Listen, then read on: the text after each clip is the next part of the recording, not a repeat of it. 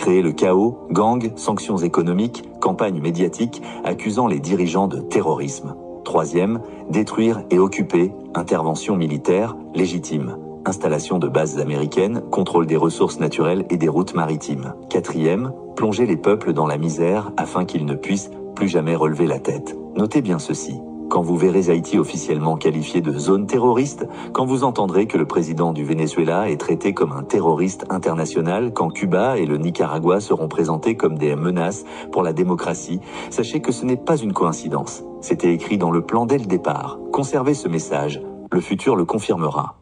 Message à conserver, le programme américain dévoilé. Je vous résume la situation, restez bien accrochés pour bien comprendre l'exécution d'un plan d'occupation des États-Unis d'Amérique pour toute la Caraïbe.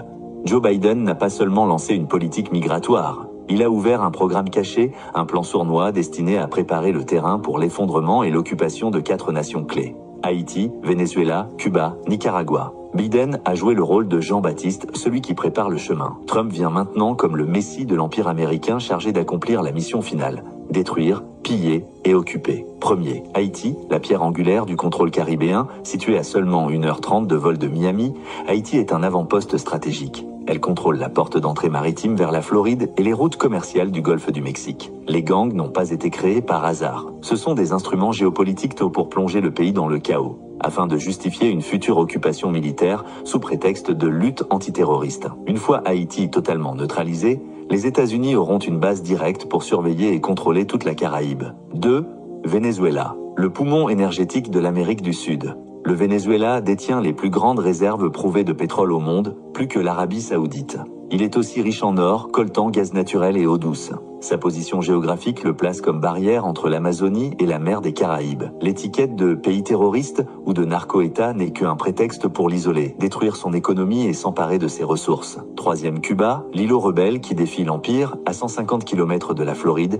Cuba est depuis la guerre froide un défi permanent pour Washington. Sa position est cruciale. Elle contrôle les détroits maritimes par lesquels passe une grande partie des échanges entre l'Atlantique et le golfe du Mexique. Si Cuba tombe, c'est la fin de l'idée d'une Caraïbe libre. Quatrième, Nicaragua, le corridor oublié mais vital. Le Nicaragua est un territoire clé parce qu'il est le seul pays qui pourrait accueillir un canal alternatif à Panama, financé autrefois par la Chine. Si ce canal voyait le jour, il menacerait directement le monopole du canal de Panama, que les États-Unis considèrent comme une ligne rouge. Déstabiliser le Nicaragua, c'est tuer dans l'œuf toute tentative d'indépendance économique en Amérique centrale. La logique impériale premier. Vider ces pays de leurs forces vives, jeunes, cadres, travailleurs, grâce à des programmes migratoires qui semblent humanitaires, mais qui sont en réalité une aspiration massive des ressources humaines. 2. Créer le chaos, gangs, sanctions économiques, campagne médiatique accusant les dirigeants de terrorisme. Troisième, détruire et occuper, intervention militaire, légitime.